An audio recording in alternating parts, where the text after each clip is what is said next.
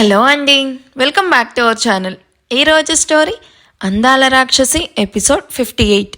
ఇక స్టోరీలోకి వెళ్తే అషికాకు ఆపరేషన్ స్టార్ట్ చేయడంతో ఆయుష్ తనతో ప్రామిస్ చేయించుకుంటూ ఉన్న అషికా మాటలు గుర్తు చేసుకుంటూ మౌనంగా కన్నీళ్లు పెట్టుకుంటూ చైర్లో వెనక్కి వాలి కళ్ళు మూసుకొని ఇందాక రూమ్లో తనతో అషికా అన్నవి మరొకసారి గుర్తు చేసుకుంటూ ఉంటాడు. ఆయు, నువ్వేంటో నీ ప్రేమ ఏంటో నాకు బాగా తెలుసు. నీతో ఉన్నది తక్కువ టైంనే కానీ నా లైఫ్లో చాలా చాలా మెమరీస్ ఇచ్చేసావు. నేను ఇప్పటికీ మర్చిపోలేని మూమెంట్స్ అంటే, ఒకటి మన బేబీ నా కడుపులో పడ్డప్పుడు, రెండు నీ ఫ్యామిలీని కూడా కాదని నన్ను మ్యారేజ్ చేసుకున్నప్పుడు. నిజం చెప్తున్నానాయు, నాకు నిజంగా నీతో చాలా సంతోషంగా బ్రతకాలనుంది, కానీ దేవుడు నాకు ఎక్కువ ఆయుష్ని ఇవ్వలేదు అని ఏడుస్తూ ఆయుష్ చేతిని గట్టిగా పట్టుకొని నాకు ప్రామిస్ చేయాయు ప్లీజ్ అంటూ భారంగా శ్వాస పీలుస్తూ మరోవైపు నొప్పిని భరిస్తూ కష్టంగా అడుగుతుంది. ఆశి, ప్లీజ్ మా అలా అనకు, నీకేమీ అవ్వదు. నీకేమన్నా అయితే నేను ఉండి కూడా లేనట్టే. నువ్వే లేనప్పుడు నేను ఇంకా ఎవరి కోసం బ్రతకాలి ఇప్పుడు? నాకు నా లైఫ్లో ఇప్పుడు ఇంపార్టెంట్ పర్సన్ ఎవరున్నారంటే అది నువ్వు మాత్రమే ఆశి. ప్లీజ్ డోంట్ లీవ్ మీ అంటూ మొదటిసారి కన్నీళ్లు పెట్టుకుంటూ ఏడుస్తూ ఉన్న ఆయుష్ను చూసి అషిక మనసు బాధతో విలువిలలాడుతుంది. ఎందుకంటే తనకి బాగా తెలుసు ఆయుష్కి తనంటే ఎంత ఇష్టమో. అలాంటిది ఇప్పుడు తనే లేకపోతే ఆయుష్ ఏమైపోతాడో అని అషిక భయం.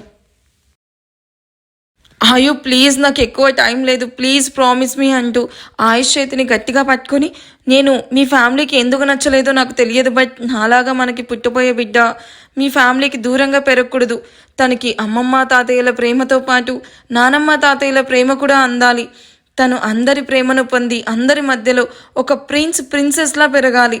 మీ ఫ్యామిలీను నిన్ను దూరం చేసినందుకు ఇప్పటికీ నేను చాలా బాధపడుతూ ఉన్నాను. ఎన్నిసార్లు వాళ్ళని మీట్ అవుదామన్నా నువ్వే ఒప్పుకునేవాడివి కాదు. ఇక నాకు క్షమించండి అని అడగడానికి కూడా అవకాశం లేకుండా పోయింది. అందుకే నా తరపున వాళ్ళకి సారీ చెప్పు అంటూ గట్టిగా శ్వాస పీలుస్తూ, మోహిత్ అండ్ మామ్ జాగ్రత్త ఆయు, నేను నీకు దూరంగా వెళ్తున్నా అనుకోవద్దు ఆయు, మన బేబీ రూపంలో నేను నీతోనే ఉంటాను. నేను ఇలా నీకు దూరంగా వెళ్తున్నా, మరో రూపంలో నీకు దగ్గరగా వస్తాను. Miss you and I love you ఆయు అంటూ ఆయుష్ని ముందుకి రమ్మని చెప్పి లిప్స్ మీద ఏడుస్తూనే షేక్ ఇచ్చి స్పృహ తప్పి పడిపోతుంది.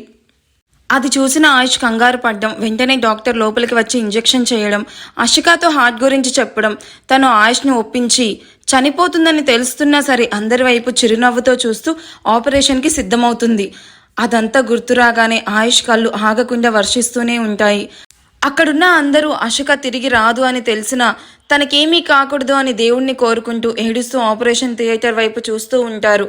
కుక్కు ద్వారా విషయం తెలుసుకున్న ప్రణవి నవ్వుకుంటూ హాస్పిటల్కి రీచ్ అయ్యి మొహాన్ని బాధగా పెట్టుకొని ఆపరేషన్ థియేటర్ వైపు వస్తూ అందరూ ఏడుస్తూ ఉండడం చూసి, ఎస్, నా ప్లాన్ సక్సెస్ అయింది, ఇది కడుపులో బిడ్డతో సహా చచ్చినట్టుంది, ఇక బావా నాకు మాత్రమే సొంతం అని హ్యాపీగా ఫీల్ అవుతూ బావా అని దొంగ కన్నీళ్లు కారుస్తూ, ఏమైంది బావా అషికాకి అని కన్నీళ్లు కారుస్తూ తుడుచుకుంటూ అడుగుతుంది.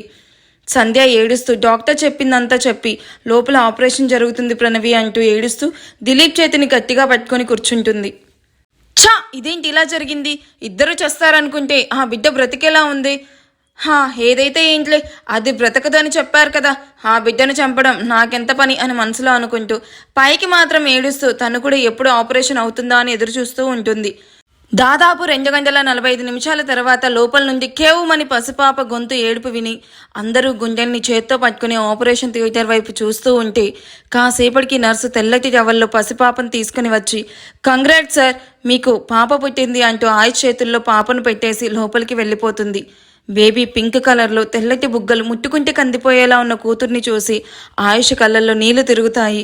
పసిపాప కళ్ళు మూస్తూ తెరుస్తూ ఆయుష్ తన బుగ్గని వేలితో తడుముతూ ఉంటే ఆ పసిది ఆయుష్ చేతిని తన గుప్పెట్లో పట్టుకుని ఆయుష్ వైపు చూస్తూ బోసి నవ్వుతూ ఉంటే ఆయుష్కి ఆ పాపలో అషిక రూపమే కనిపిస్తూ ఉంటే కన్నీళ్లతో ఆ పాపను గుండెలకి హక్ చేసుకొని డాక్టర్ కోసం చూస్తూ అక్కడే ఉన్న చైర్లో పాపతో కలిసి కూర్చుంటాడు.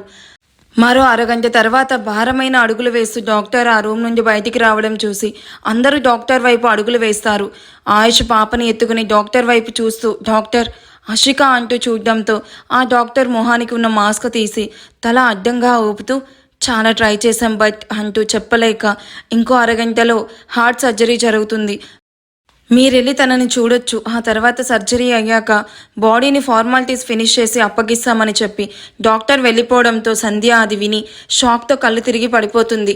సంధ్య అలా పడిపోవడంతో దిలీప్ అల్లారు ముద్దుగా పెంచుకున్న కూతురు చనిపోవడంతో ఏడుస్తూ సంధ్యాని ఎత్తుకుని అక్కడే అడ్మిట్ చేసి మోహిత్ విక్రమ్లతో కలిసి అషికాను చూసి గుండెలు బాదుకుంటూ ఏడుస్తూ ఉంటాడు.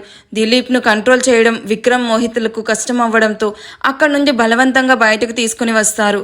ఆయుష్ ఏడుస్తూ పాపని ఎత్తుకొని రూమ్లోకి వెళ్ళి అషికా గుండెల మీద పాపను పడుకోబెట్టి, మన ప్రేమకి రూపమ్మ చూడు ఎంత అందంగా ఉందో, అచ్చం నీలాగే ఉంది, ప్లీజ్ అషి ఒక్కసారి కళ్ళు తెరువు అని ఏడుస్తూ పాపని కిస్ చేయాలన్నావు కదా, చెయ్యమా ప్లీజ్ అని ఏడుస్తూ, ఎందుకు నాకు ఇంత శిక్ష వేసి వెళ్ళిపోతున్నావు, నువ్వు లేకుండా నేను ఎలా ఉండాలి అంటూ ఏడుస్తూ ఉన్న పాపని ఎత్తుకొని, చూడు నీ కోసం పాప ఎలా ఏడుస్తూ ఉందో, ప్లీజ్ అషి ఒక్కసారి కళ్ళు తెరువు, నాతో మాట్లాడు అని ఏడుస్తూ పాపతో సహా అషికాను హత్తుకుని ఏడుస్తూ ఉండడం, గ్లాస్ డోర్లో నుండి చూస్తూ ఉన్న మోహిత్ విక్రమ్ కన్నీళ్లు తుడుచుకుంటూ ఉంటే ప్రణవి మాత్రం రాక్షసంగా నవ్వుతూ ఉంటుంది.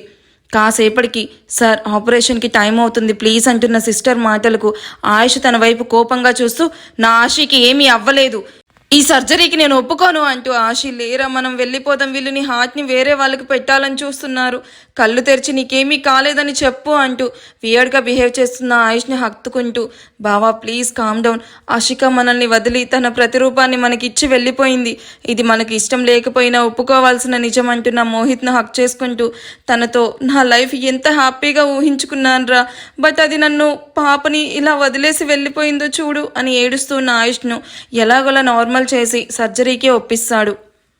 కాసేపటికి అషికాకి సర్జరీ కోసం ఆపరేషన్ థియేటర్కి తీసుకుని వెళ్తే కాన్షియస్లోకి వచ్చిన సంధ్యాను కంట్రోల్ చేయడం దిలీప్కి విక్రమ్లకి చాలా కష్టమవుతుంది.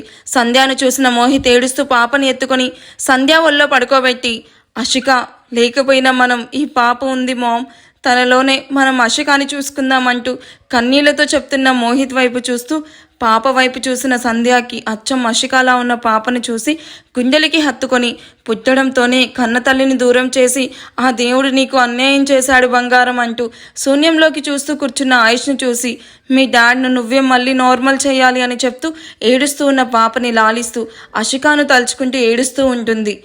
మరోవైపు హార్ట్ సర్జన్ చాలా జాగ్రత్తగా అషికా గుండెను కార్డివల్ రివైవల్ అనే రేర్ ప్రాబ్లంను అటాక్ అయి బాధపడుతూ ఉన్న అశ్రితకి అషికా గుండె పెట్టి సక్సెస్ఫుల్గా హార్ట్ సర్జరీ జరుగుతుంది. కానీ ఇక్కడ ఎవరికి అషికా గుండె ఇవ్వబోయేది అషికాకే అని తెలియక సర్జరీ అవ్వగానే అషీను అబ్జర్వేషన్లో ఉంచి అషికా బాడీను మాత్రం ఫార్మాలిటీస్ అన్నీ ఫినిష్ చేసి ఇవ్వగానే ఆయుష్ అషిక చనిపోయిన బాధలు ఎవరికి సర్జరీ జరిగింది ఏంటి అన్న డీటెయిల్స్ తెలుసుకోకుండానే పాపను అబ్జర్వేషన్లో ఉంచాలి అని చెప్తున్నా వినకుండా పాపని ఎత్తుకుని హాస్పిటల్ నుండి వెళ్ళిపోతాడు ఆయుష్.